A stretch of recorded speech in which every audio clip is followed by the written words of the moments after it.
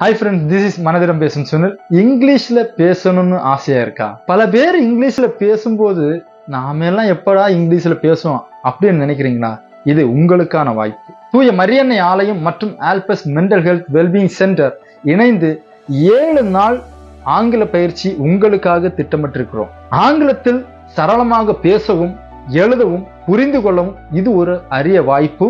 இது நம்முடைய பங்கு தந்தையின் கனவும் கூட. இதுல யாரெல்லாம் கலந்துக்கலாம் அப்படின்னு பாத்தீங்கன்னா, 6ஆம் வகுப்பு முதல், அதாவது வயது வரம்பெல்லாம் கிடையாது, ஆர்வம் உள்ளவர்கள் வந்து இந்த பயிற்சியில் கலந்து கொள்ளலாம்.